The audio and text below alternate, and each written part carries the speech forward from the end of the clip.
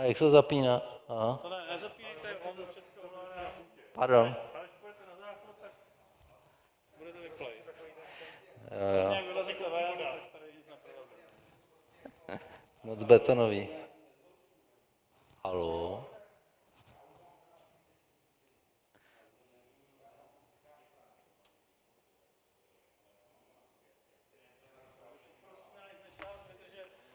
Jasně. Člověk povinný 2 hodiny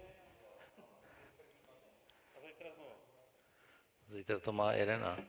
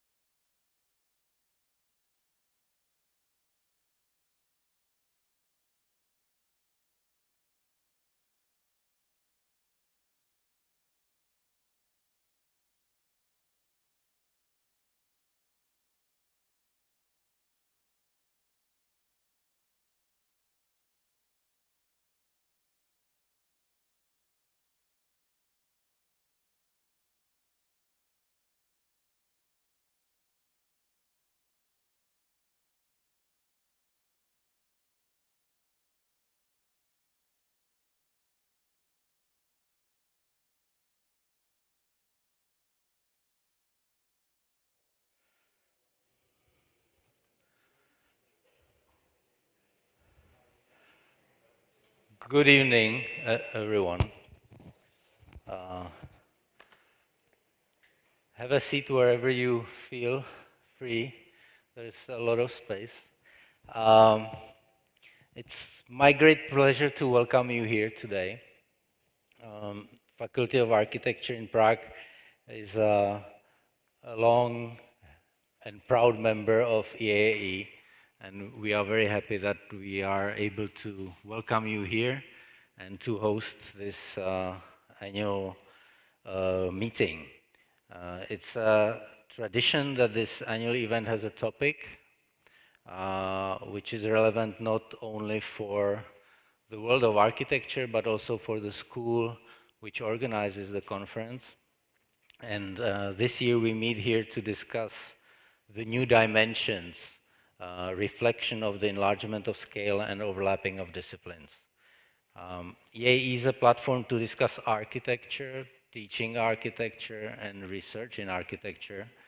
But for me personally, it's mostly an opportunity to meet friends.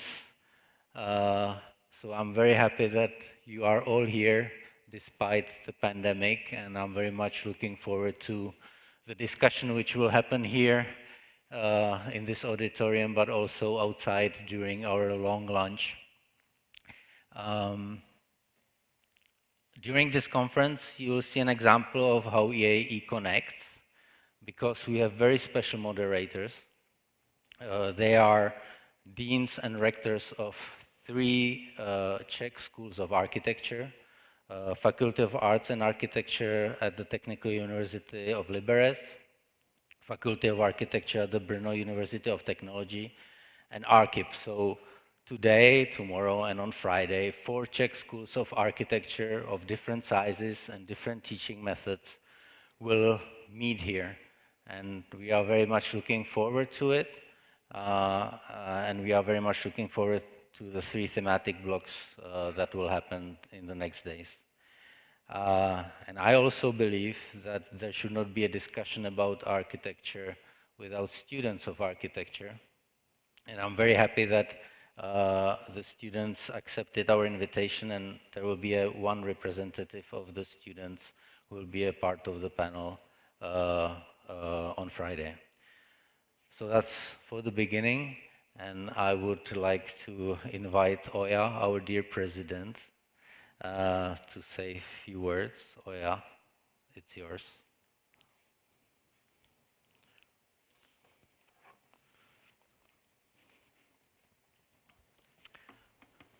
Thank you, Dalibor. Good evening. Good evening, dear colleagues, students, guests. Good evening, Prague. So it's my great pleasure to welcome you to the 2021 annual conference here at CTU, or at home in front of your computer screens. Even if the pandemic is not overcome yet, it gives such a feeling of relief to meet you and exchange with you on matters which are of concern to us of all. EAE is a network of architecture, design, planning schools in Europe. The purpose of the association is to advance the quality of education and research in all areas of the built environment, and thus to promote the quality of architecture, urban settings, and landscape. The EAE promotes the interests of 150 members of institutions, individuals, academic environments, and lobbies for common goals and connects globally. As an association, meaning a form of society, which by definition is a group of individuals or individual organizations which have a relationship with each other, which share a common territory and thus a common purpose. EAE is a community in itself, and again part of a bigger network, connecting to the professional and educational entities such as ACE, the Architects Council of Europe, ELIA, the European Network for Arts, Higher Education, ACSA, Association of Collegiate Schools of Architecture, ARCC, Architectural Research Centers Consortium, as well as UIA, the Union of International Architects. So the activities of EAAE go far beyond Europe, European territory, and have global stance. Since the foundation of EAAE 44 years ago, the association used its annual meeting, the General Assembly, not only to fulfill the duties of the statutes of the association and the vote on administrative organizational matters, but also particularly talk about topics, exchange opinions, and discuss strategies concerning our core tasks as educators, researchers, and leaders of European schools of architecture and built environment. Through these annual symposia, we strengthen our common understanding of purpose, but also strengthen the differences, which is very important. We establish a forum for the discussion of best practices and for addressing challenges that all of us are facing. Most of us present here at this event, either physically or virtually, are children of the Holocene. The geological epoch beginning roughly 11,000 years ago after the last glacial period, which is characterized by the proliferation and domination of the human species. This epoch, however, may have come to an end, as about 50 years ago, we have entered what some scientists call the Anthropocene, a geological epoch characterized by significant and potentially irreversible transformation of Earth's geology and ecosystems through humankind, through us.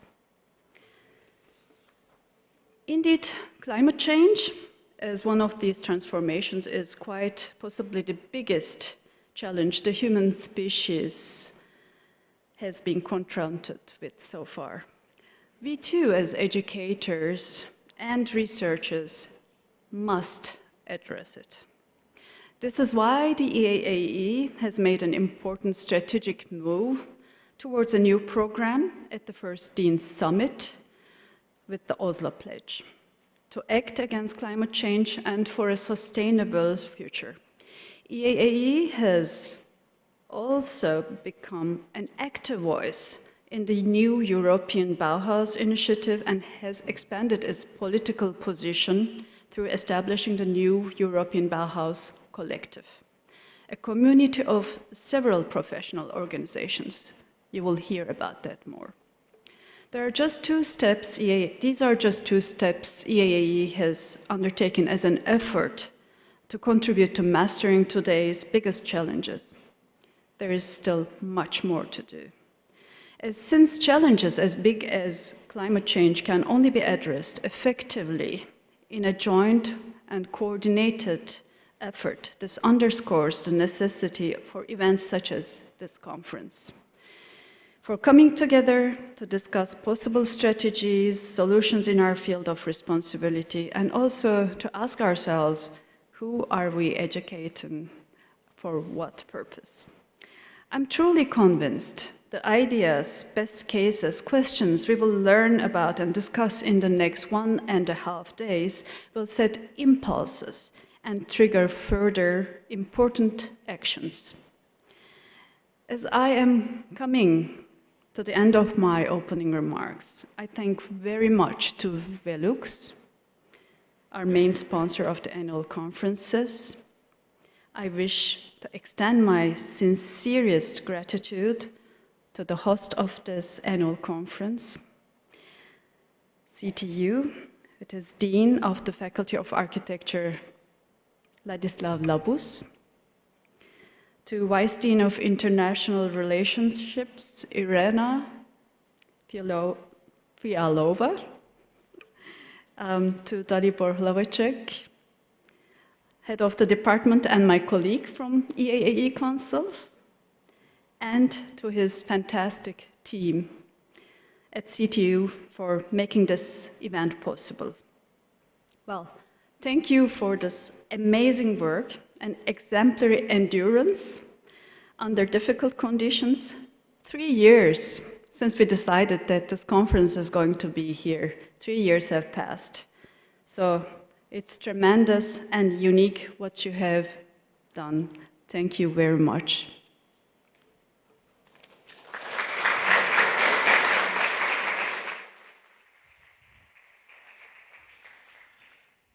Thank you, Oya, for your speech and for your kind words. I hope this is not the last time you are standing here. And now I would like to invite our Dean, Professor Ladislav Labus, if he would say a few words.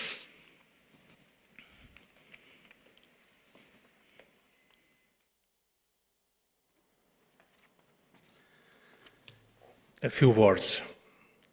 Good evening, dear ladies and gentlemen, participants and guests. I'm very pleased that I can finally, after the year of delay, welcome you at our Faculty of Architecture of the Czech Technical University in Prague. I also welcome those who participate in online form. Nearly 3 years ago, in November 2018, we applied to host the annual EAAE 2020 conference in Prague, which had to be postponed due to COVID-19. The topic of the conference, reflection of the enlargement of scale and overlapping of disciplines, is now perhaps even more relevant. The spectrum and scope of our problems have expanded even more. COVID-19 showed us the fragility of our positions and destinies, which are still partially dependent of whims of nature, even in today's increasingly artificially formed information world.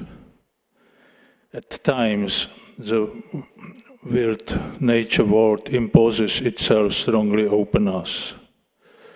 Perhaps in this time of slowly losing sight of how cut off from the reality of the natural world we are, and how much we are transforming it with such dire force and intensity, these catastrophic mementos are useful reminder of our true position. The COVID-19 not only reminded us the fragility in our position and destinies, but also taught us to use new forms and methods of teaching and communication.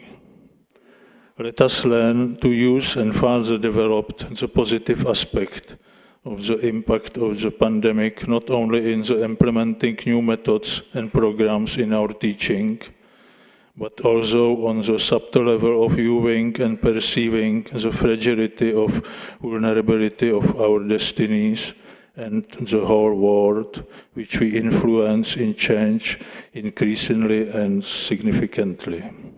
This happens with the contribution of our graduate architects, urbanists, landscape architects, and designers. Let us remember that our task is not only to teach what has been already recognized, but also to look humbly ahead while staying aware of our position in the world. I wish a successful course of our discussion and the conference both in the professional and social level. I would also like to thank all that participate on the prepare of conference, the program and organization. And now I am happy that I can say after 1 year that the annual conference EAAE 2021 in Prague is inaugurated. Thank you for your attention.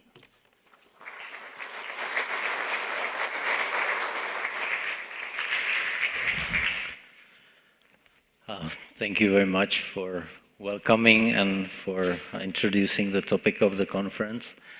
I would like to tell you what's the plan, because we made the plan for 3 years, so I need to share that with you a little bit.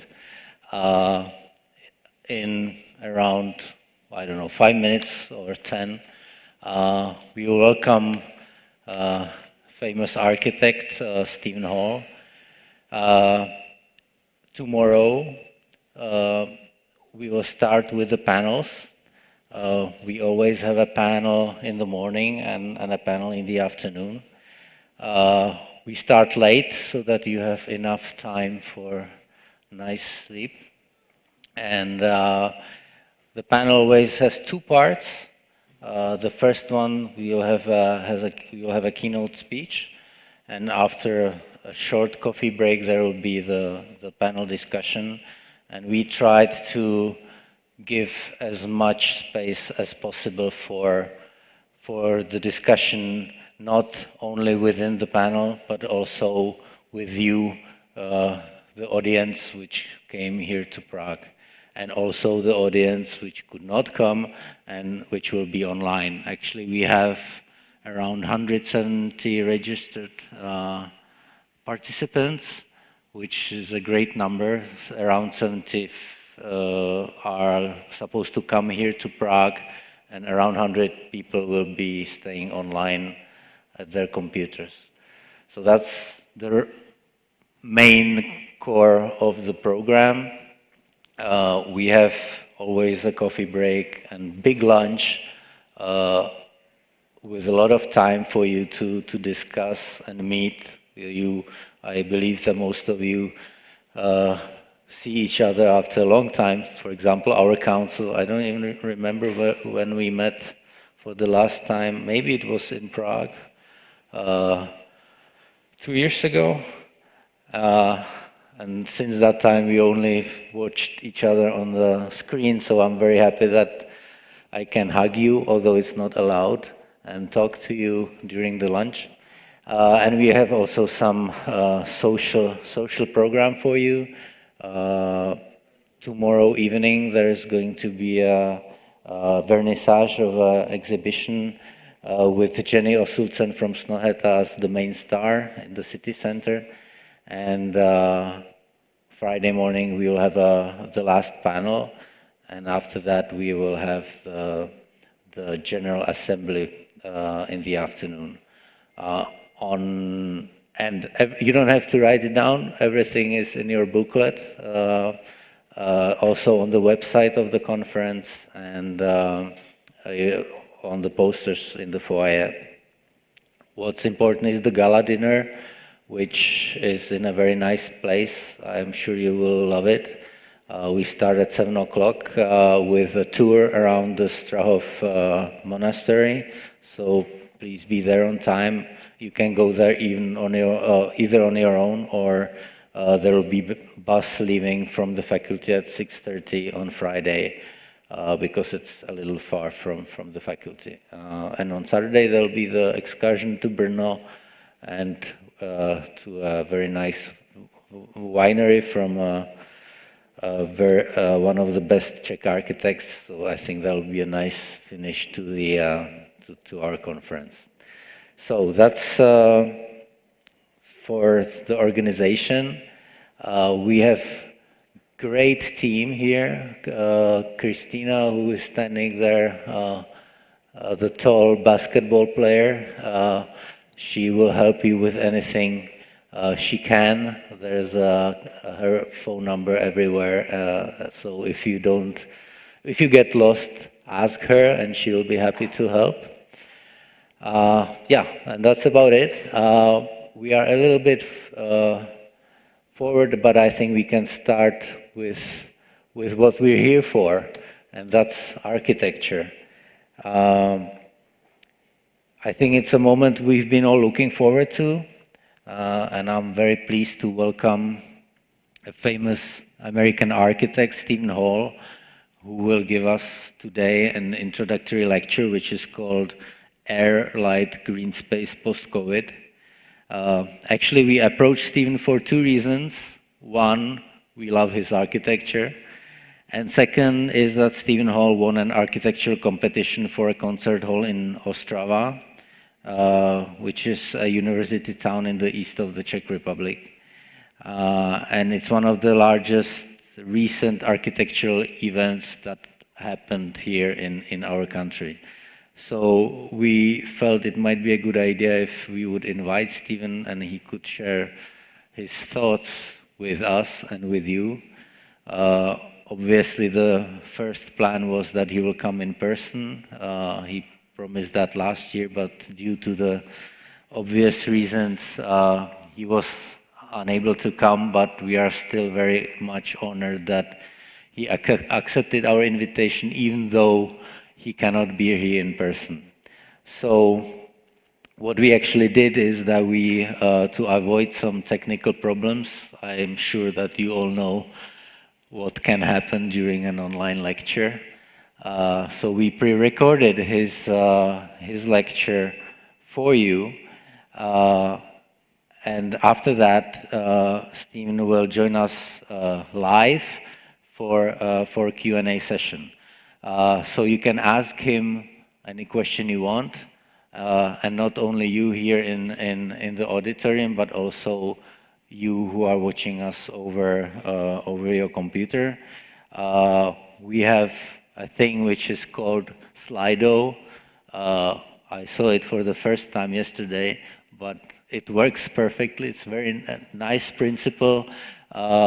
If you use this QR code, which you can find on the website of the conference or also on the Facebook page, you can, through this app, you can ask questions, and I'll see them here on my iPad, and I'll ask the questions to Stephen for you. So, ladies and gentlemen, Stephen Hall, and I'll ask the technicians if they can play the lecture. Thank you.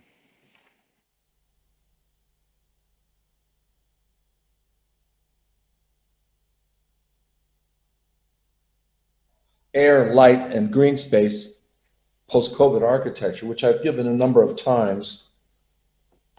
So this is organized in these different sections: embrace green space and landscape, maximize fresh air and natural light, open circulation and social space, outside simulcast, distance seating, and ecological integration. So I'm going through a few buildings. These issues are things that I've been interested in for a long time. In fact, I gave a series of lectures called Pro Kyoto back in 2001, 20 years ago. It's hard to believe, when Bush would not sign the Kyoto Protocol.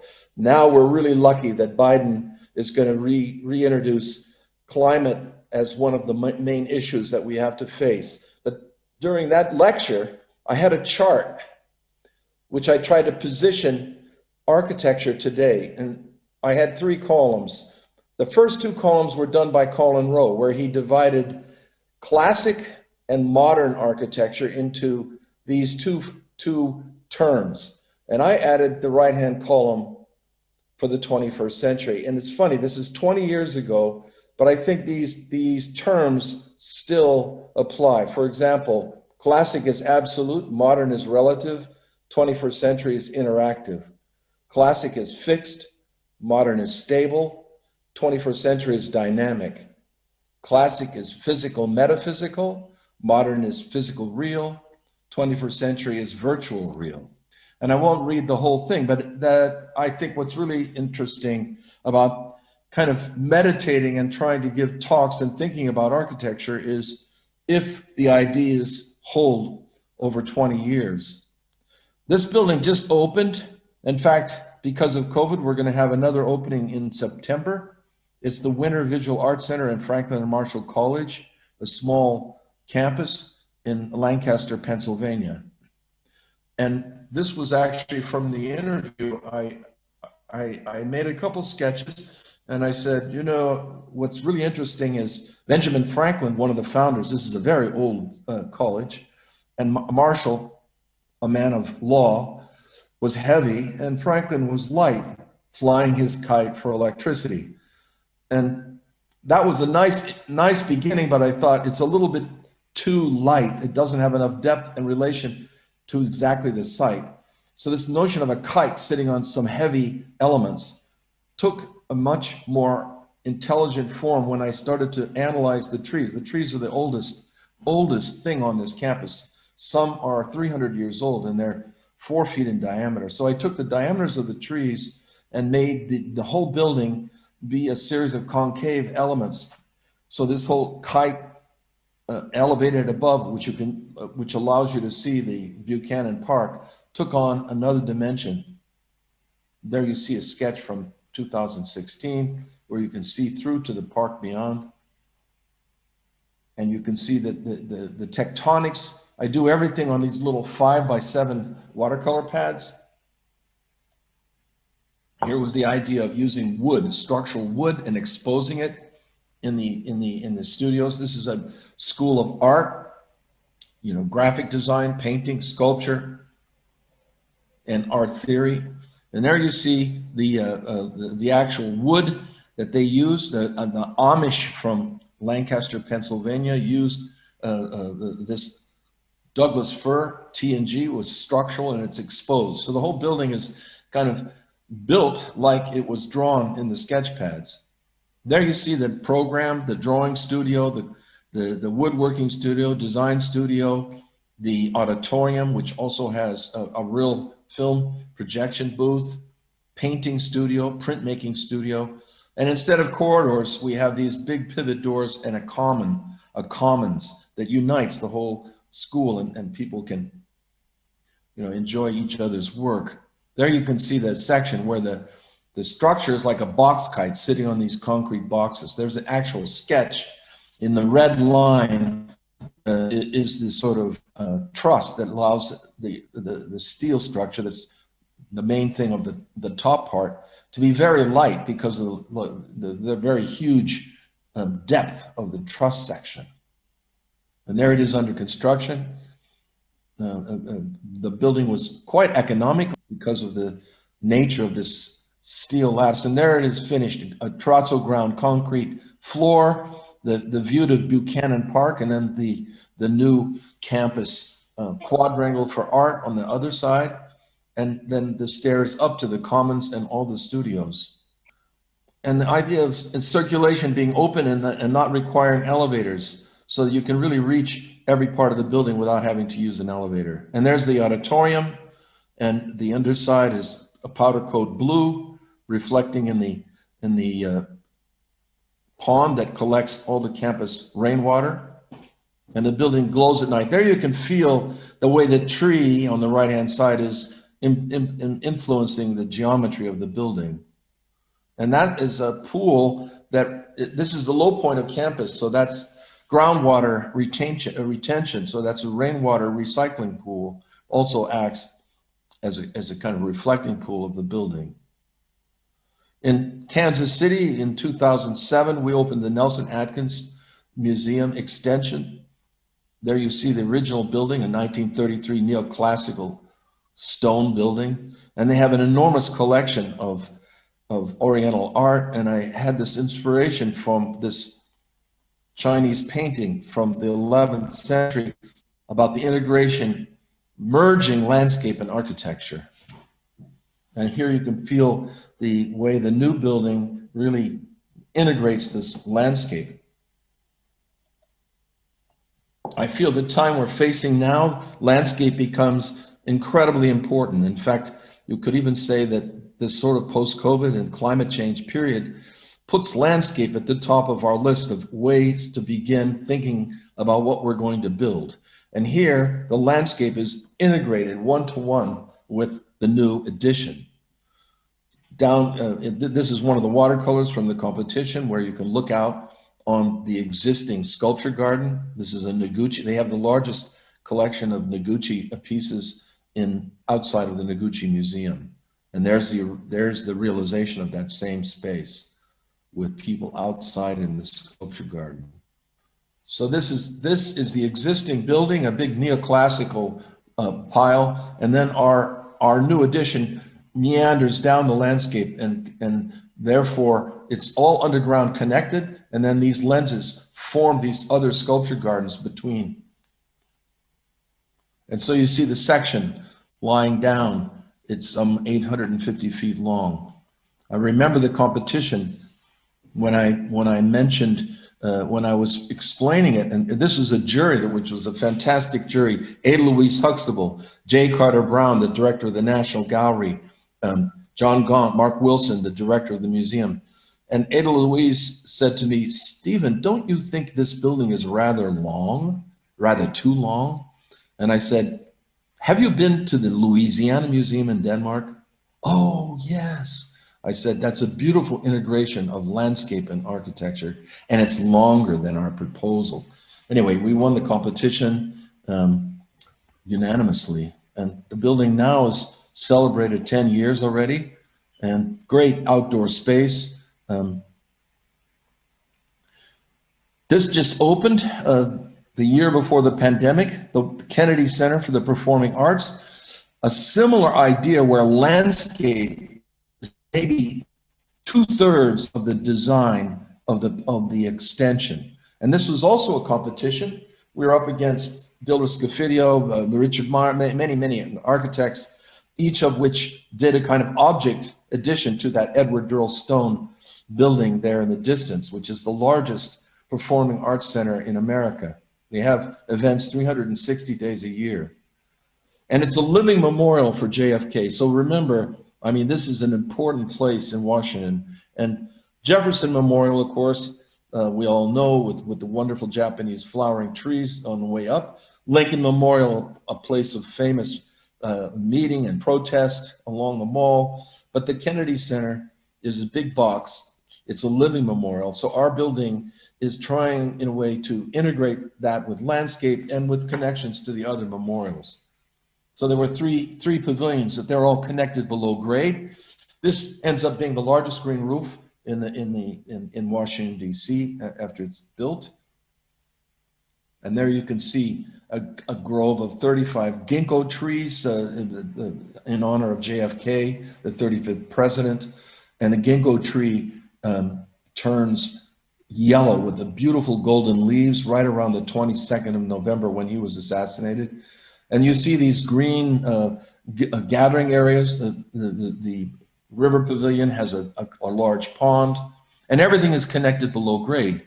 But integrating the landscape first with the original competition design. I worked as a landscape architect for Lawrence Halpern in San Francisco for 3 years. So at a certain point in my life, I also felt I should be a landscape architect. I studied under Richard Haag at the University of Washington. He always said to me, be the site, to really understand the site. And here's the river pavilion on the right, the glissando pavilion in the distance, the water gardens. We did the fountains with the 5 bronze spouts. And it's just a space of great activity now. During the COVID, we're all outside here, and they even they even had snowboarding events in the winter. There's the river pavilion. And you can see the Lincoln Memorial in the distance there. And this big area on the right is a simulcast screen. So it allows you to project with two 20,000 lumen projectors exactly what's going on in the Opera House. So instead of paying $250 a seat, you can see it for free. And that's my daughter at the opening, walking around. There's events. This was before COVID. And now this is COVID time, fall 2020. People are socially distanced, but they have concerts coming out of the river pavilion. And of course, this is a kind of family bubble sitting on a blanket there. And more, I could just show all the different events that have been going on all the time. That the main center, because indoor activities are closed, has been closed. But this garden that we made, this sort of merging of landscape and architecture, has proved to be a really important place. And I see that in the future, designing landscapes integrated into our urban areas are very important. Maximizing fresh air and natural light, something I've done from the beginning of my work, I believe profoundly in natural light is a very important. In fact, one person asked one time, what is your favorite material? And I said, light. And here's the doctorate's building in the University of Bogota, which is all open air. So because it's always 70 degrees there because of the 8,000 foot elevation, it's a strange town that way. So what it allows you to do in an academic building is really walk inside and outside without divisions. So we thought a concept would be inside out and upside down. So the whole building would just kind of unfold itself, making a big portal and forming a quadrangle. And this, when you have a concept, then we try to study in model form. What does that mean? And this lecture is not about that, but this is central to our work as architects, the spatial energy that's equivalent to an idea. There you see the layout of this classrooms that can be all accessed out on outside walkways. Nobody has to ever be inside, and no one ever needs to use an elevator. So it's really an open air project. And it has PV cells to supply all the electricity. It has recycling of the rainwater, natural ventilation to all spaces. All of our projects strive for that. And that's that big open portal, which I'll talk about in a moment, and a cafe, a roof cafe at the other end of the axis of that portal. The building is ready to be built. All the working drawings are done, but we've had a delay due to some political machinations at the top of the university, and hopefully that will change. Thinking about housing, I go all the way back to 1991. My first block of housing of any consequence, void space, hinge space housing in Fukuoka. And here there are 30 apartments, and they're all accessed from outside walkways. So you never have to really walk inside. And they revolve around 4 water gardens. And they interlock like a Japanese puzzle. Every apartment is different. There you see one of the walkways on the right-hand side and the water gardens. This was a very successful project, and I was next door to Rem Koolhaas, Mark Mack, Christian Potsen Park, and our building was so successful I was invited to do another block of housing in Japan right after that. And this is this building will open this year. The Rubenstein Commons for the Institute for Advanced Studies in Princeton, a very important place in Princeton where Einstein, and in fact, did the last 10 years of his work. So our concept was the intertwining of nature and science and mathematics, humanity and the arts. So these water gardens are all intertwined with the landscape and the spaces of the building. And the notion of light and how it comes into the building changes. So you have all these different aspects of natural light.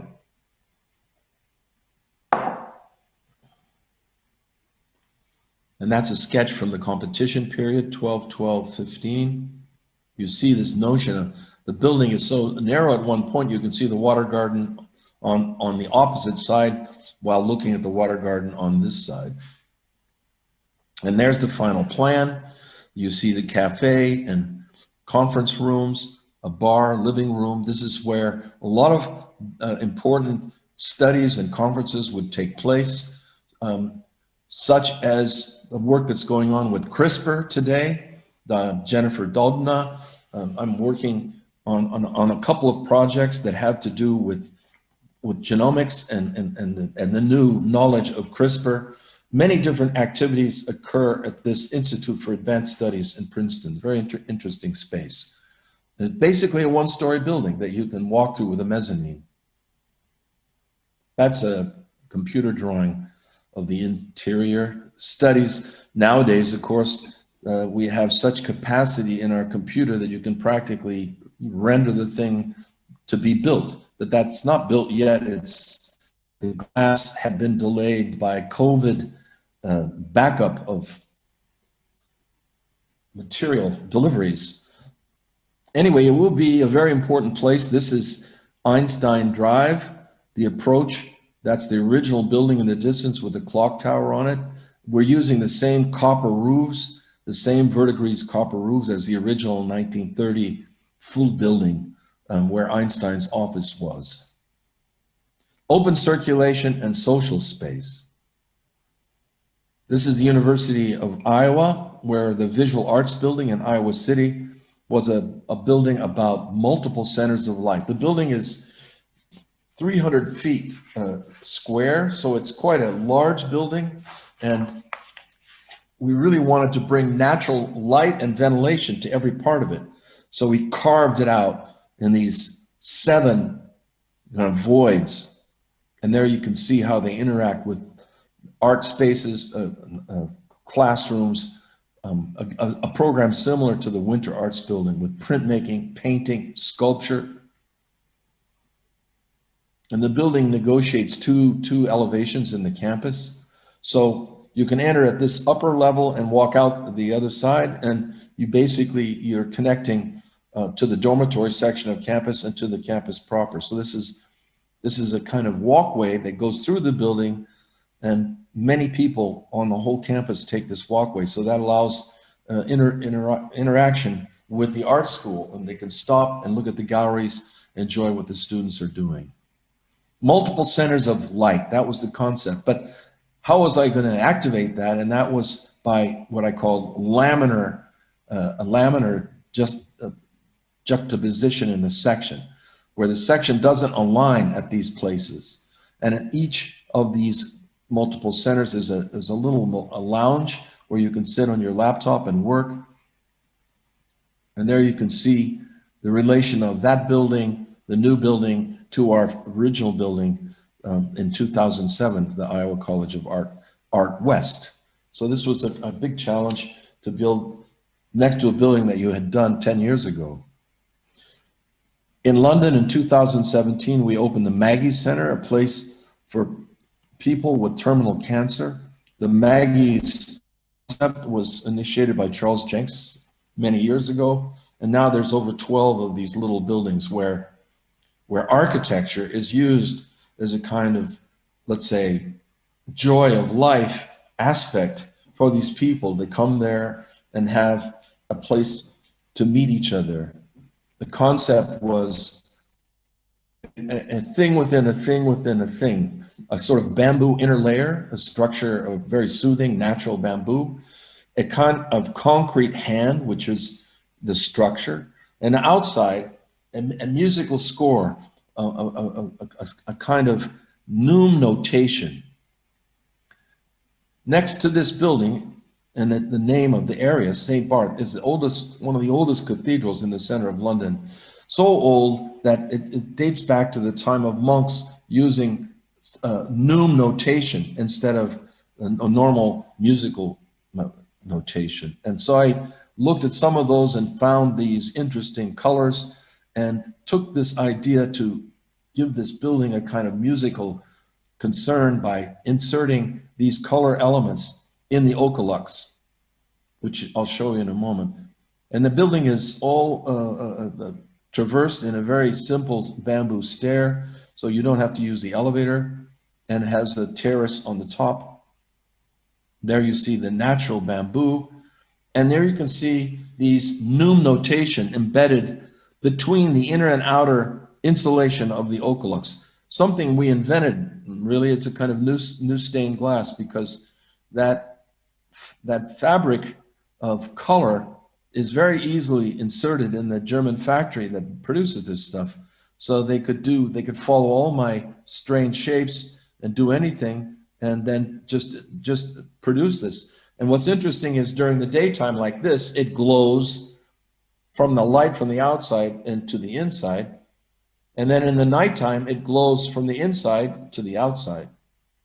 There you see the St. Barth Hospital, the oldest hospital in the United Kingdom, the courtyard. Opening in 2019 was also the Hunters Point Library in Queens. There's the Pepsi Cola sign on the left, and a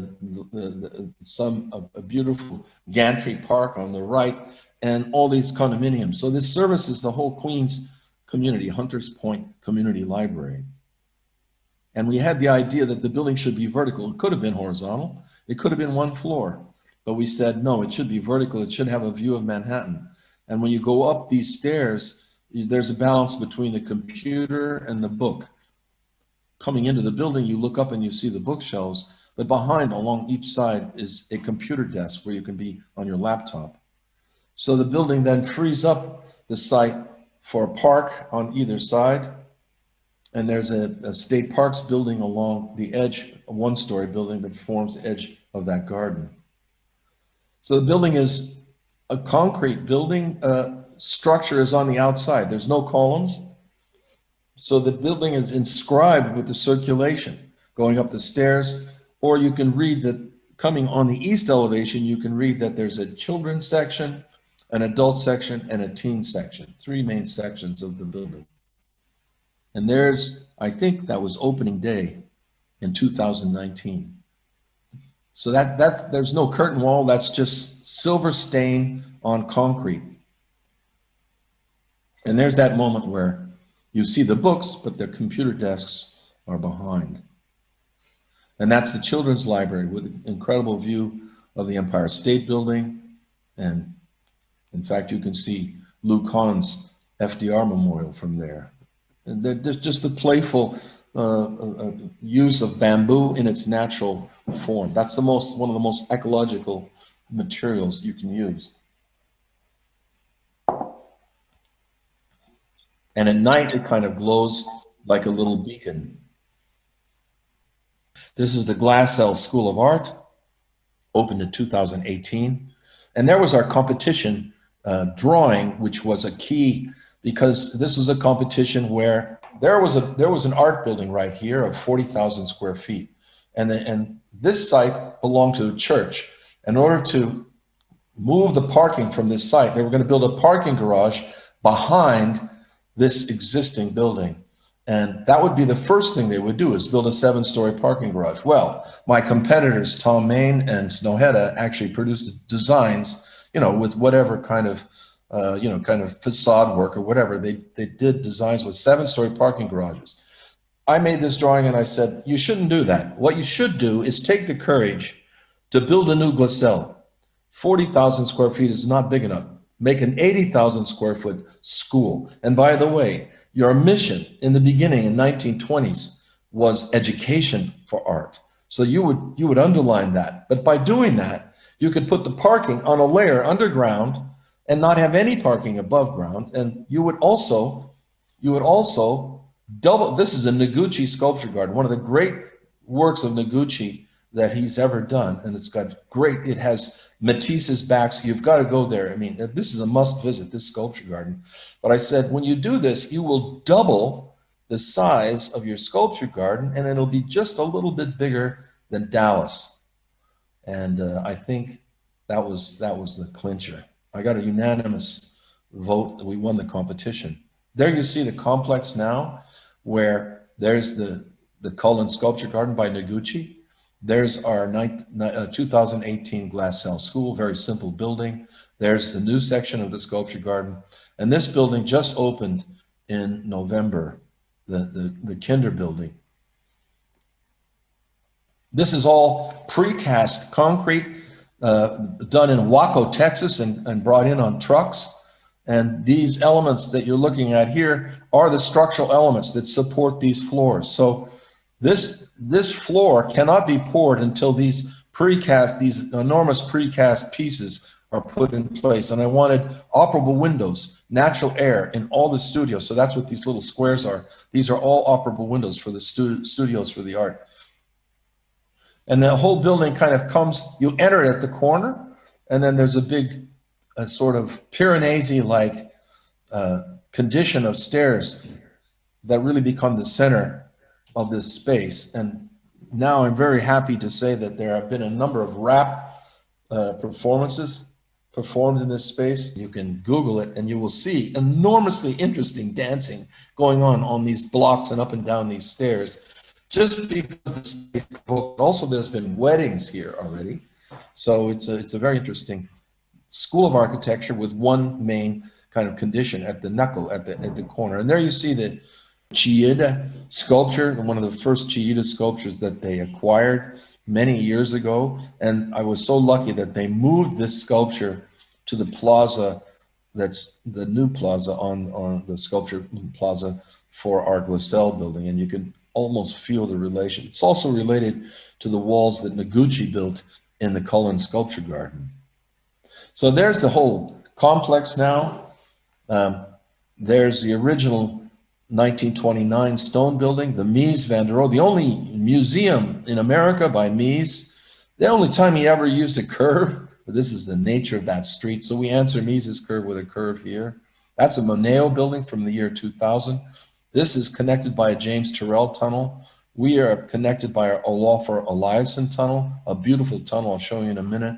That was the competition model. You see, I didn't know what this building would be. I was taking a chance at that point, because we're radically saying they had to tear this building down and build this new. So at this point, when we won, then I had two buildings to do, which was a great honor. And then we finished the Kinder building, opened in November, and this is a great museum. It has incredible collection of art, and the whole building is, made out of, well, the first idea was the big Texas sky, the clouds that push down on concave openings and allow what I call a luminous canopy, the natural light and how it can animate the studios. I've been to the Kimball Art Museum in Fort Worth 3 times, and I love the work of Lou Kahn, and I love this silvery light there. But in a way, I couldn't copy anything like that, but I wanted to work with light and make it somehow dissolve as it moves across. And then the idea of an art museum is also always about circulation. How can you really find a way to circulate so that you can close certain galleries while they're being installed, that you never backtrack into dead ends and have to walk back through another gallery to get out, that you have a relief, like these 7 gardens around the outside give a relief from museum fatigue. So there's just sections of the building. It's a complicated section, but you can see the sort of luminous canopy at the top. And this is the tunnel connecting the Glassell School to our new Kinder building. And we made all the sculptural shapes in the tunnel, and then Olafur Eliasson came in and put this strange light, so the whole thing becomes an artwork.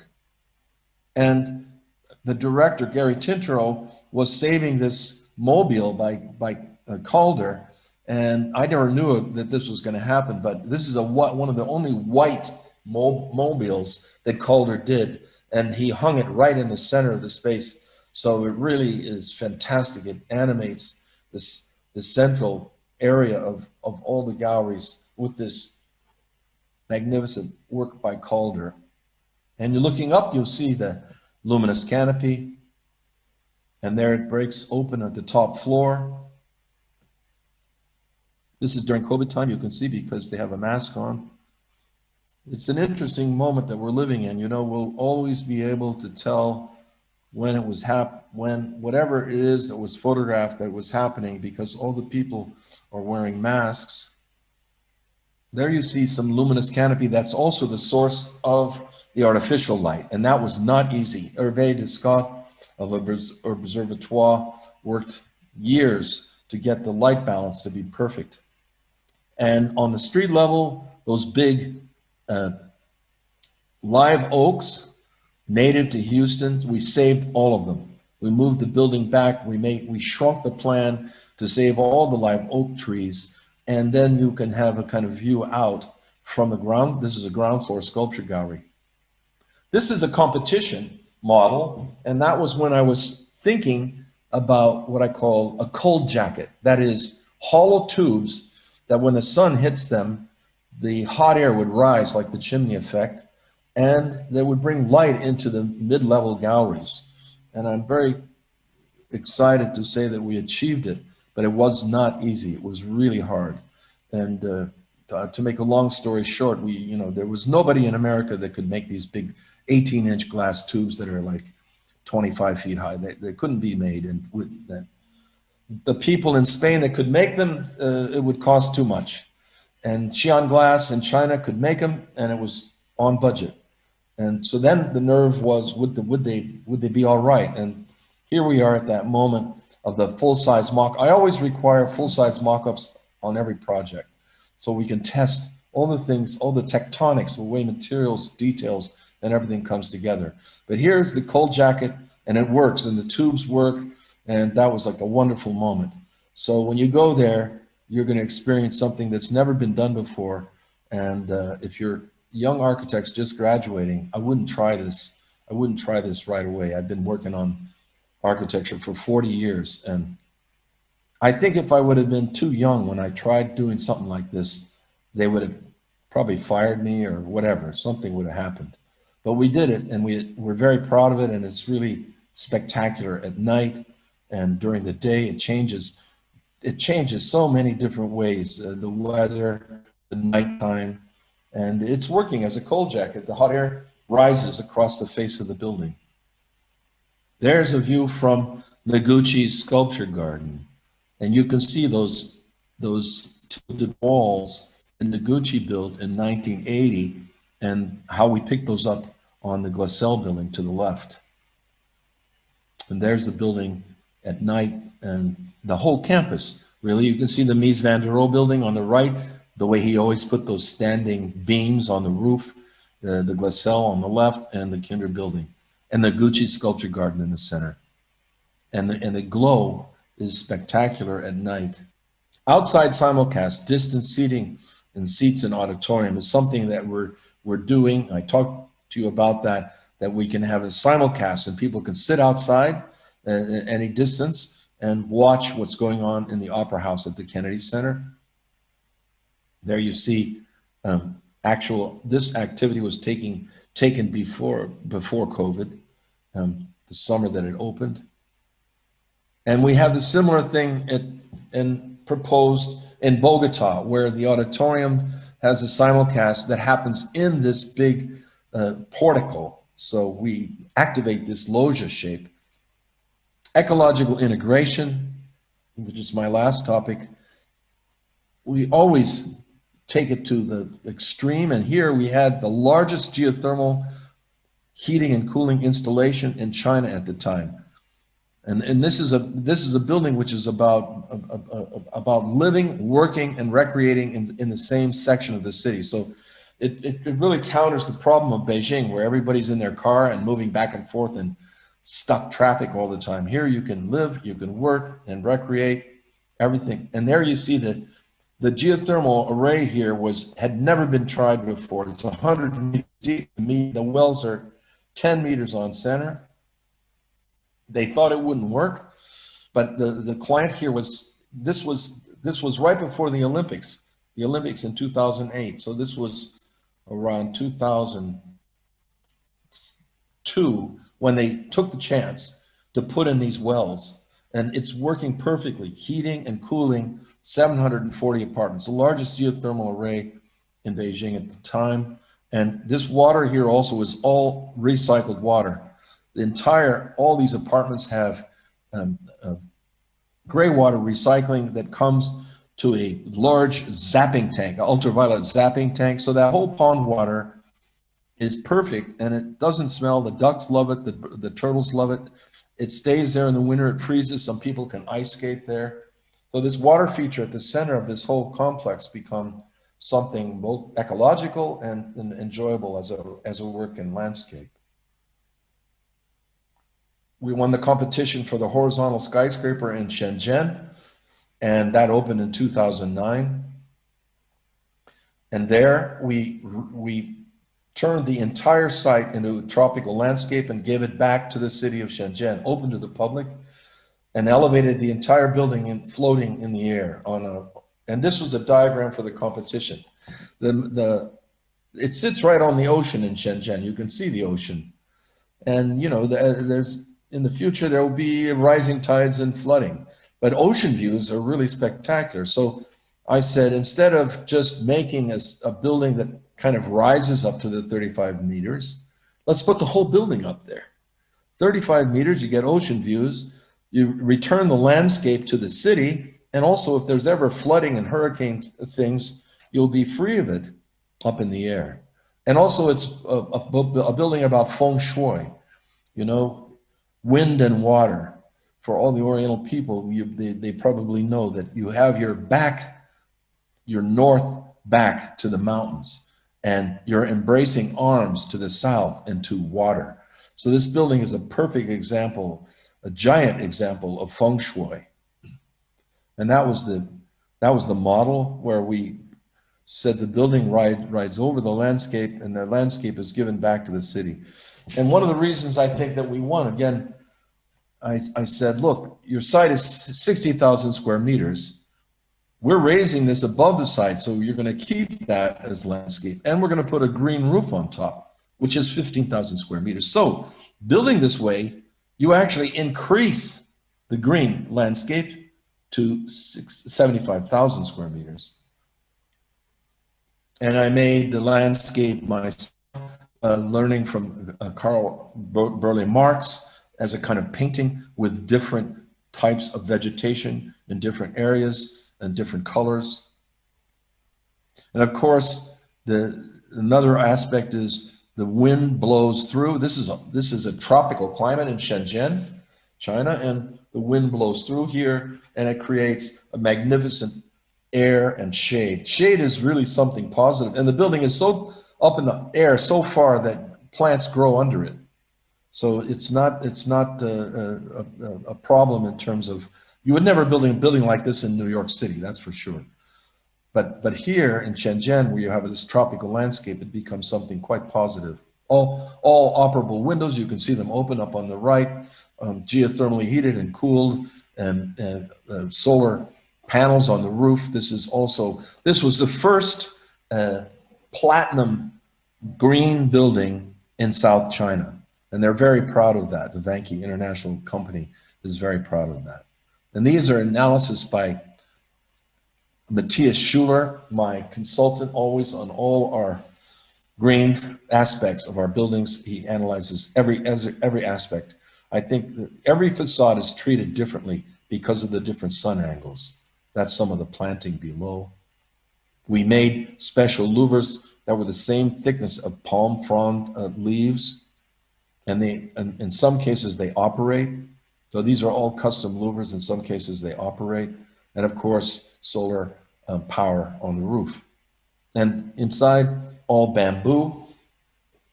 Wonderful material. There's a company that we work with that could make any shape that we wanted. And I came up with this sort of bamboo forest, digitally cut screens that can be slid, and so you can see out, or here they're closed, so they create shade. And at night, the structural columns that hold the building up became light fixtures. But that wasn't the only thing they do. There's concrete inside there, of course, and there's a cable stay system that's tension cables holding there are no trusses in this building. But the problem is where all the plumbing coming down then. So I brought it down on the outside of the concrete, and I put a sandblasted glass cover on clips. So you can access the plumbing and get to all the services directly behind this. And then we put lights in there, and they became the kind of nighttime lighting. That's my lecture, which I think these points are, I call it post-COVID, but in a certain sense, they're good for a long time, and they're something we've been working with, and I feel pretty strongly that they're a positive thing.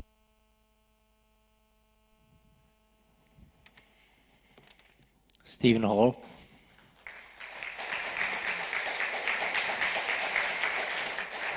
Thank you. In a second, we'll try to connect with Stephen live. So, as I said before, you can ask him questions. I hope you are prepared. I have already some questions here in the app, but of course you can ask live, and I have a skillful assistant there on the right side. So if you raise your hand, he'll run to you and you can ask the question yourself. So let's try to connect with Steven. Hello, everyone. Hello, Steven. How are you? Very good, very good. And I'm very excited to show a few images here about our project in Ostrava. We have the slides ready for you. It's a big pity you cannot be here. You should see the audience. It's the first time after a year and a half when we met here like this because of you. So Well, welcome. it's an honor. It's an honor to be here. We have your slides, so I in this lecture, which is a different topic, I did not put in my most exciting upcoming project, which is the Ostrava Concert Hall. And I just show 4 images here.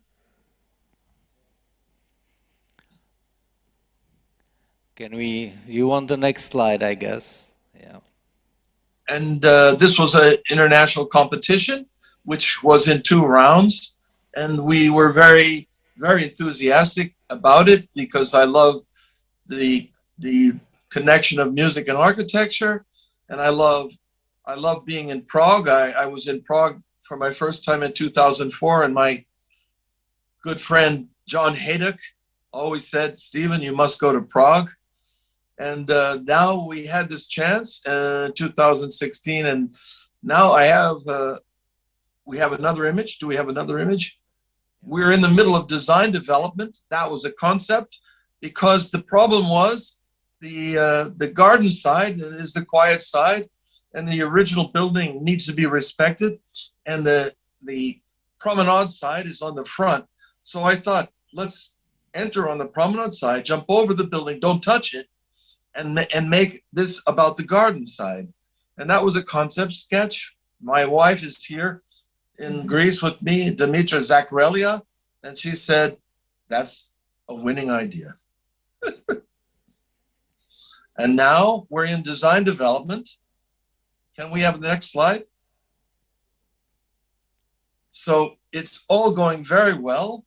Everybody's very happy. The people in the Janáček Orchestra, everyone is very excited about it. And can we have the next slide? There's the entrance side on the promenade. And we're working now with the Nagata acoustics. The idea of the building is a perfect acoustic instrument in its case. Anyway, I have the announcement tonight. That is we're in design development, many drawings, and the groundbreaking will be on the 22nd of September, 2022. And Olaf Schmidt is running the project, and he sent me that email from New York about 15 minutes ago. So we just found out about this. And Martin Kopik is from Italy. He's our Prague architect in collaboration, and he worked in my office for several years before. So we entered the competition together. So we have definitely a real Prague speaking and connection with this collaborative team. It's a great team. Everyone is loving it, and we're very excited to make this announcement that this groundbreaking is coming up in September 2022. That's great news. Congratulations.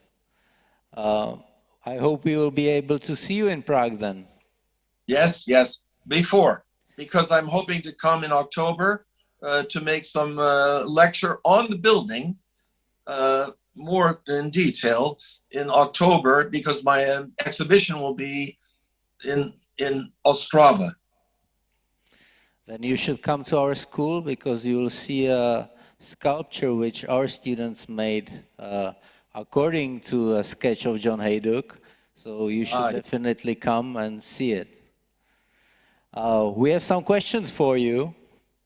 I have the first one written by hand by our EAE president. So if I may, the question is, What is your opinion the role of the architect will be in 10 years from now, given the environmental urgent issues we are facing today?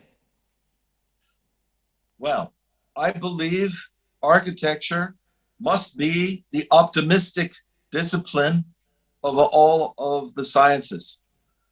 I have a son that's just 1 year old.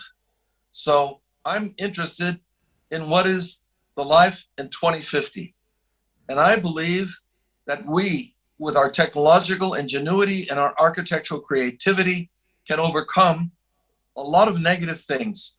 We can make ecological works. We can do recycling works. We can do zero energy works. We can get rid of fossil fuels. So I feel with human ingenuity, as long as politics doesn't block us, we can be much more happy in 2050 than we are today. Thank you.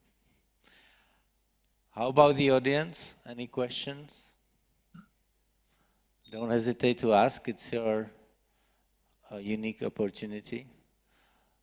So before you think about another question, I have some questions from our audience who is watching us over the internet. The first one, a very nice one, I think, is what is the first thing that we should teach to a student of architecture? That you must go to the buildings and experiencing them buildings in the flesh. I grew up in Seattle. I never really understood what is architecture because there wasn't any. Maybe the Space Needle. But then in 1970, I became a student in Rome and I lived behind the Pantheon. And I went to the Pantheon almost every morning to see the light. And I lived in Rome for almost a year. And I really understood the depth and the amazing emotional power of architecture. So if you want to be a student of architecture, you can't just look at the computer screen. You have to go and experience these buildings in the flesh, and you will see the material, the detail, the light, the energy, and the history. And that's the essence of being a student of architecture. It's not something you can do in the computer.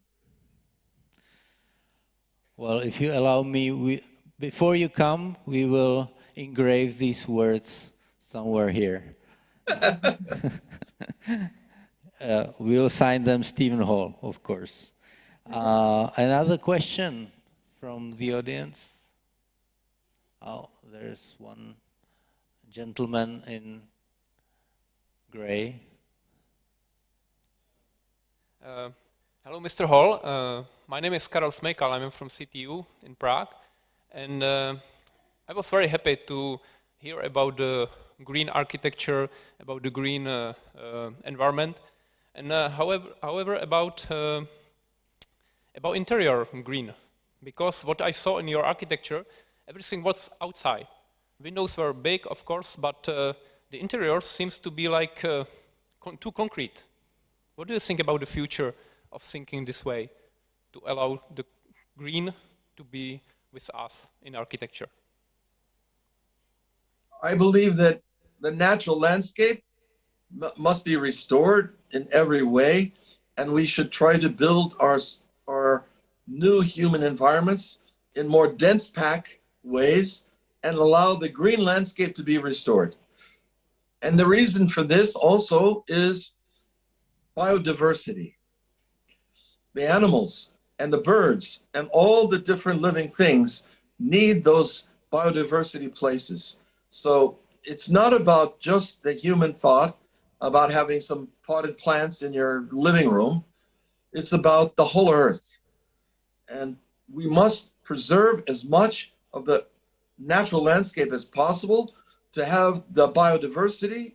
You know, we are at the moment experiencing one, and I don't know what the ratio is, but there's a huge extinction of species that's going on right now because of human destruction of habitat. So to create architecture means also to have a moral responsibility to preserve the natural habitat and increase the biodiversity and not kill it off. So when you talk about interiors, I don't know what you're saying. Are you talking about some plants inside of a bedroom? That's not the issue. The issue is a global issue, and it's an international issue. And we need to come together as humanity and think about it. I think I've been reading the great Roman philosophers from Stoicism. That's the reason why we pre-recorded the lecture. Do And you hear us?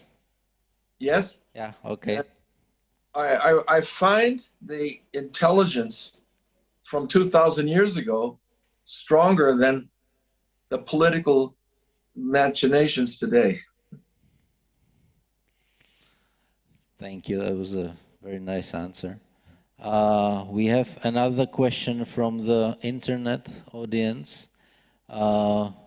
Diana asks, do you think COVID will negatively influence architecture due to the lack of opportunities for students to get a traditional real-time education?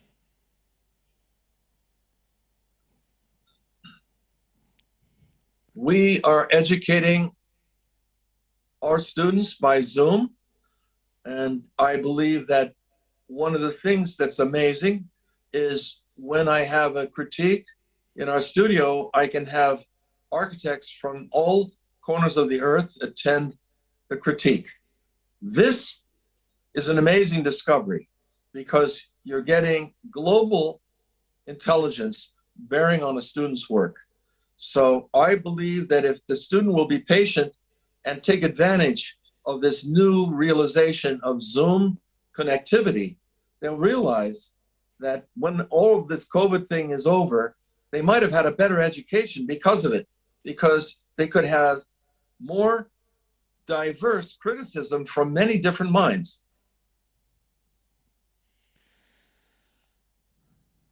Another question, someone? So I'll go on with another one from the Slido application. When you start a new project, what is most essential to you? I believe that seeing the site and feeling the natural light, the wind, the landscape, the context, the feeling of where it is, how the architecture could be building a meaning for the site is probably the most important thing. But I do listen to all the programmatic aspects. If a client has many demands, I try to write them down. But I think the most important thing really is to have an inspirational idea that's about the poetics or the possible poetics of the site and the place. Oh, I'll maybe follow up with my personal question. At what moment do you draw your wonderful watercolor sketches? Do you start with them or do you finish with them? No, I'm drawing them every day. I draw every morning around 6 a.m., right at sunrise. And I'm making many drawings. And I think the key is you have to be ready to throw several of them away and not become too attached. And we have in our office, now we do it on Zoom, but we have critiques from everybody speaking about the different approaches. So there may be 4, 5, 6, 8 different approaches to a project in little tiny sketches, which I draw every day. And then we discover one has a spark of inspiration. Then we try to go further. We build some models. Then we have another critique. So it's a group dynamic between many people. And my wife here, Dimitra Zakrelia, there she is the most important critic of all, because she's the one that says, that's a winner, or forget it, Stephen, throw it away. It's a teamwork. That's an important role of a wife. You can't do it alone. Another one. Obviously, we have a lot of students asking, dear Stephen Hall, as a professor of architecture, if you would have to choose, what skills would you like to pass on to your students? Drawing. I believe that drawing is a form of thought.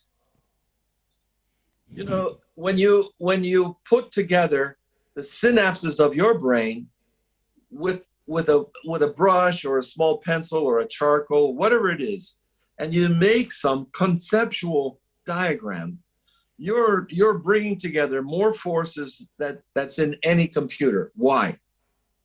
Because you bring together a deep memory. No computer power has the memory that's in the capacity of the human brain. So conceptualizing a project, you had to begin with drawing. Even just a kind of diagram. I'm not talking about some kind of a rendering. You remember that?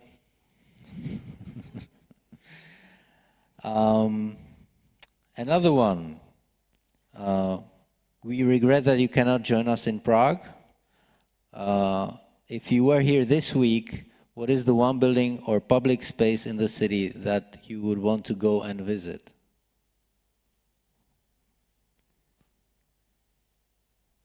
Well, I was in Prague in 2004, and I went to see the house by Adolf Loos, and I really appreciated that day, the tour, because that Muller house has the essence of Adolf Loos's work, the ROM plan, the spatial dynamics of a sectional shift, and it's something that you cannot photograph. So there's no computer rendering or photograph that can ever tell you the emotional energy of a ROM plan. So I would say that Adolf Loos's house is a must visit for anyone that goes to Prague. True. Obviously, the students are very much concerned about sustainability. There is one question. How can students of architecture see and learn from building in the flesh when they should reduce their CO2 footprint and travel less? That's a tricky one. Take a train. That's what I did. You know, when I came to Europe, I bought a Eurail pass in 1976, and I traveled to every Le Corbusier building in Europe. And one of the ways I saved money is I would take the Eurail pass. I had a kind of a good class Eurail pass, so I couldn't afford to stay in Paris. The cost was too much. So I would take the train from Paris to Lyon, get up at 4 o'clock in the morning, and take the train back from Lyon to Paris. And that's how I spent my night, to save money. I believe there will be electric airplanes pretty soon. Yeah. Electric power. I might try to give space to the audience. Again, question there, Mr. Microphone.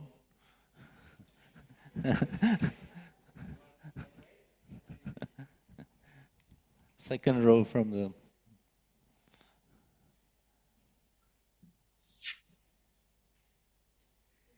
There's a delay on this.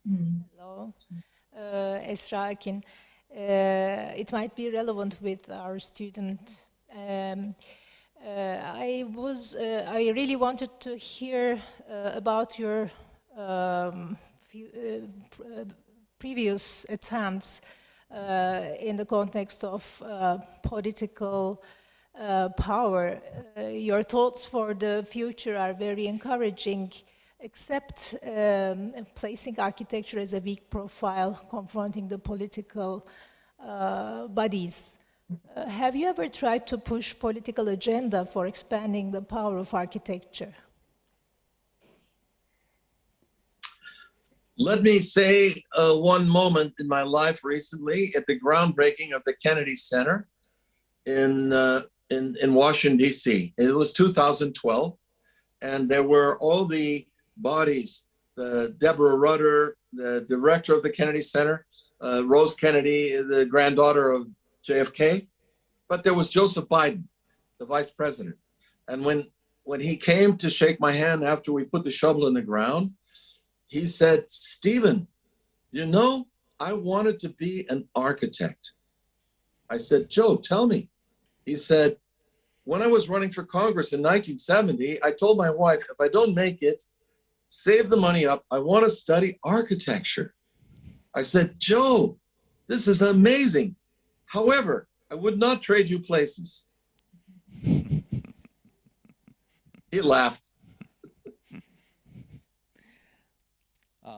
We have another one here from the internet. I think I know who it is. It's our friend Joao.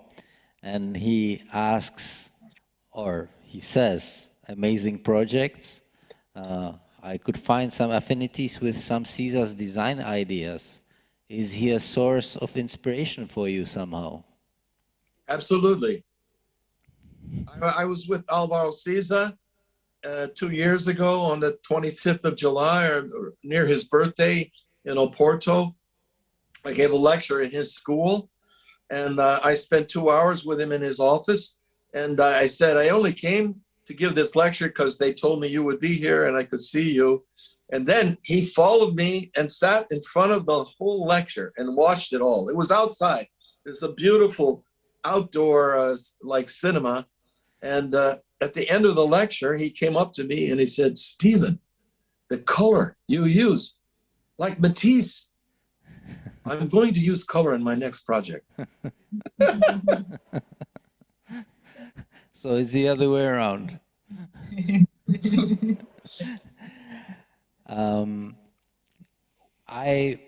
If you allow me, I would ask one question from the conference.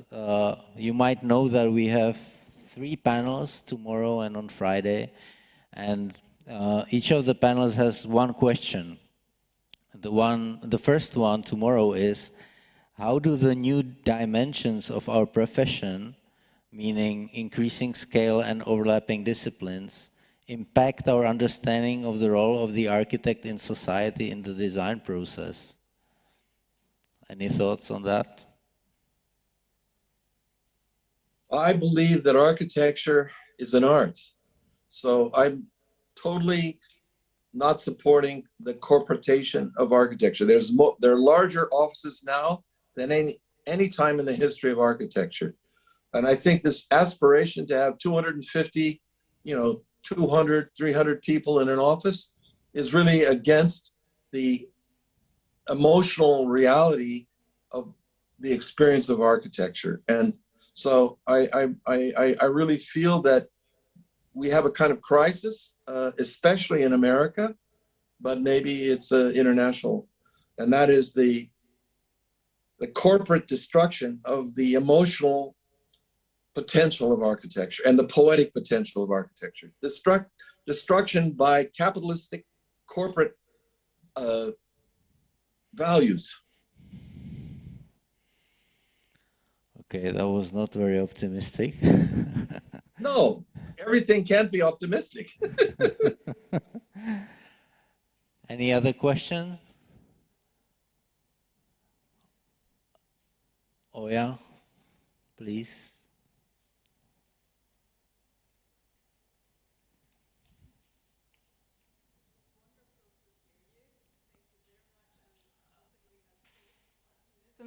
That we all need in these times, the hope and the optimism that you were referring to. So I see joy in your work. Light is the joy, it's the hope. Now, if we say we have to be watching for the scary part or like the scars, what would that be for you? And how would we avoid that part? The darkness.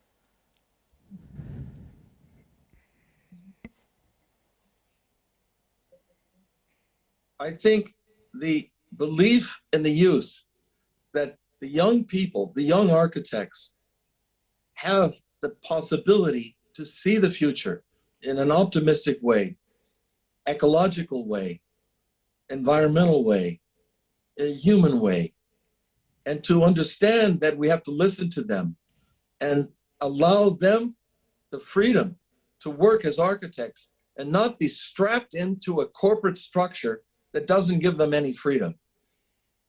When I teach a student at Columbia University and they can't work for me because I can't pay them the salary they need to live in New York, and they have to go to work for a 300-person corporate firm in which they don't like the work, this is a big problem in architecture.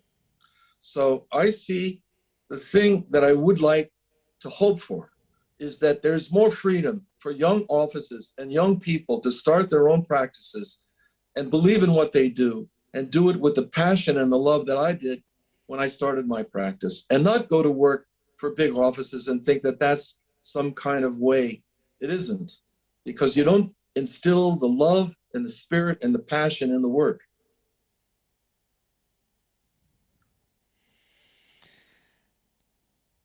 Any other question? The lady here on the left in red.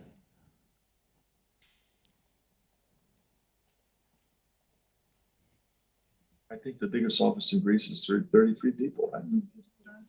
That's, Hello. I should say. Okay. First of all, thank you also for the lecture.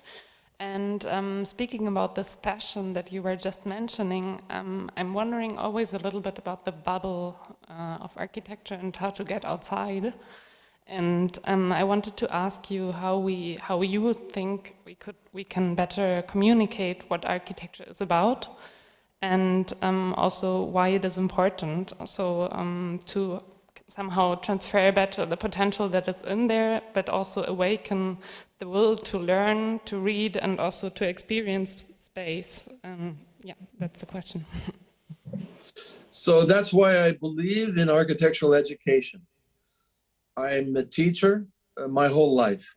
And my wife and I, Dimitra, we teach 2 classes, one design and the other one is called Architecture Apropos Art. And we love the teaching because I feel that we give the educational opportunity to each new student coming into the field. But I also feel that everyone that graduates doesn't have to become an architect. If you were teaching music, you don't need to think that every graduate would become a composer or a conductor. But the education of architecture is absolutely excellent because it touches on art and science and ecology, all these fields. And that's why it's a great education.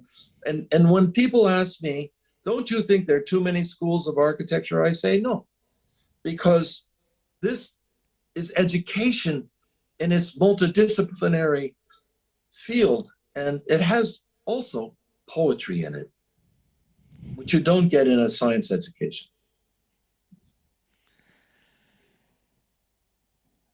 Another one, if I may, which touches your project here in Czech Republic. Someone from the internet asks, Mr. Hall, thank you for your lecture. And I would like to ask, what kind of sustainable technologies are you planning to use in the concert hall in s.r.o? We're using the maximum sustainable aspects. We have Matthias Schuler from TransSolar in Stuttgart, who has been with us for over 10 years doing many, many aspects of sustainability. So one of the aspects of this project will be geothermal heating and cooling, utilizing some of the existing mining structures below the site. And this is now being tested. There's wells being drilled and different tests being made. So this it could possibly be the most sustainable concert hall built in recent years. One more question, and I think we should finish this wonderful evening. The question has something to do again with the topic of the conference. The conference is about overlapping disciplines, architecture, urban design, landscape architecture. And the question is, how should we incorporate this into education? We should feel that they're all intertwined. when I graduated from the University of Washington, I went to San Francisco and I worked for a landscape architect, Lawrence Halprin. One of the reasons I did is I was educated by Richard Haig, a great landscape architect at the University of Washington. And he taught me things that I thought were more important than what the architecture professors taught me. So when I worked for Lawrence Halprin for 4 years in landscape architecture, I feel that I began to think about holistic beginning of every project, that the landscape, the urban form, and the architecture are all intertwined. And if you can think about it from the very beginning of every project, I think that's the most positive thing. Thank you. Stephen, thank you very much for... Thank you. And I'm looking forward to be there in October for my exhibition opening in s.r.o. So I'll make another talk then. We will come for sure. Take care and bye-bye. Thank you very much. Bye.